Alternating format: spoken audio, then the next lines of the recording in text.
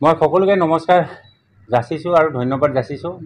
আজি আপোনালোকে এই বিশেষ প্ৰেছ কনফাৰেন্স অহাৰ কাৰণে মই আপোনালোকক আজি এই কাৰণে মাতিছোঁ যে যোৱাকালি আৰু আজি বিভিন্ন সাংবাদিক অনুষ্ঠানৰ দ্বাৰা আৰু আমাৰ ইলেক্ট্ৰনিক মিডিয়াটো এটা নিউজ প্ৰকাশিত হৈছে যে অসম চৰকাৰৰ দুগ্ধ উন্নয়ন বিভাগৰ দ্বাৰা যি চৰকাৰী ৰাজ সাহায্য পাইছে তাতো মোৰ নামটো আছে বুলি তেওঁলোকে প্ৰকাশ কৰিছে। আৰু তেওঁলোকে বহুত বেলেগ ধৰণে প্ৰকাশ কৰিছে যে সাধাৰণ মানুহে হয়তো বুজিব যে ময়ো এটা কেলেংকাৰী যোগেদি ৰাজ সাহায্য পাইছোঁ। মই এটাই স্পষ্ট কৰি দিব বিচাৰিছোঁ যে মই ডক্টৰ হিতেশ বৰদলৈয়ে এতিয়ালৈকে চৰকাৰী দুগ্ধ যি আমাৰ উন্নয়ন বিভাগ আছে তাৰ দ্বাৰা কোনো আঁচনি কোনো স্কিমত মই একো পইচা লাভ কৰা নাই। গতিকে এইটো সম্পূৰ্ণ মিছা কথা। মই ইয়াৰ লগত জড়িত হৈ থকা সকলো সাংবাদিকতা তেওঁলোকৰ গোষ্ঠীক এটাই অনুৰোধ কৰিব বিচাৰিছোঁ যে আপোনালোকক আমি বহুত সন্মান কৰোঁ। আপোনালোক দেশৰ কাৰণে বহুত এটা চতুৰ্থ স্তম্ভ দেশখনৰ আগুৱাই নিবৰ কাৰণে। গতিকে আপোনালোকে বাতৰি প্ৰকাশ কৰিলে সঁচা মিছা চাই প্ৰকাশ কৰাৰ কাৰণে আমি সদায় আপোনালোকক ধন্যবাদ জনাওঁ। গতিকে এনে এটা মিছা সম্পূৰ্ণ মিছা বাতৰি আপোনালোকে প্ৰকাশ কৰি মোক জনমানসত যি হেয় প্ৰতিপন্ন কৰিছে তাৰ কাৰণে মই দুখ পাইছোঁ। আৰু মই স্পষ্ট কৰি দিছোঁ যে মই অসম বিভাগৰ দুগ্ধ উন্নয়নৰ কোনো আঁচনি এতিয়ালৈকে একো মই পইচা লাভ কৰা নাই।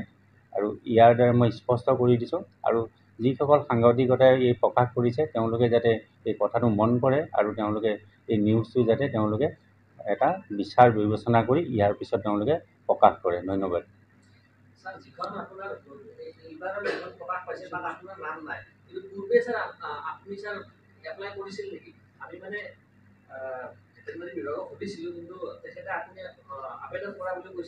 মই অলৰেডি স্পষ্ট কৰি দিছোঁ যে মই কোনো আঁচনিৰ পৰা দুগ্ধ উন্নয়ন বিভাগৰ কোনো আঁচনিৰ পৰা এতিয়ালৈকে একো আঁচনি পইচা লাভ কৰা নাই।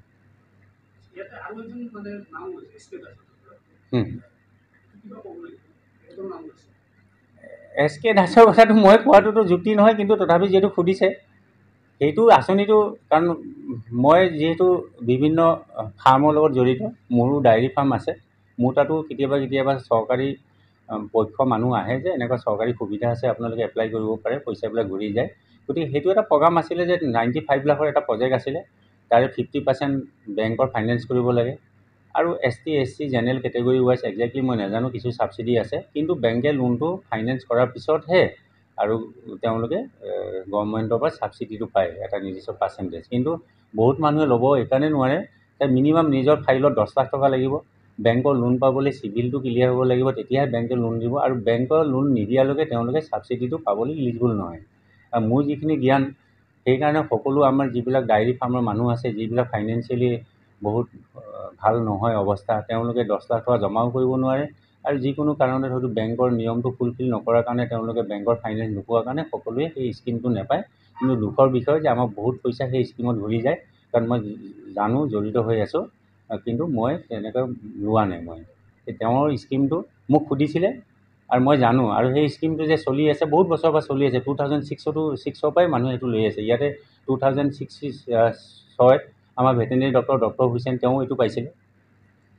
বহুত মানুহে পাইছে। এইটো যোনে এপ্লাই কৰে ইলিজিবলে সিয়ে পায়। ইয়াত কোনে পাব লাগে পাব নালাগে এইটো আচলতে চৰকাৰে ডিচিশ্যন নলয়। এইটো বেংকে লোন হোৱাৰ পিছত তাত এটা গাইডলাইন আছে, তেওঁলোকে ডিচিশ্যন দিয়ে। একজেক্টলি নিজৰ পইচাটো লাগিবই, আৰু বেংকে লোন চেংচন হোৱাৰ পিছতহে তেওঁক পইচাটো নিদিয়ে, সেই ছাবচিডিটো বেংকত জমা দিয়ে। আৰু বেংকে কি কৰে, বিলৰ এগেইনষ্টত গৰু কিনা বা জেনেৰেটৰ কিনা বা ইলেক্ট্ৰিচিটি এগেইনষ্টত পইচাটো ৰিলিজ কৰি দিয়ে, ডাইৰেক্ট নিদিয়ে।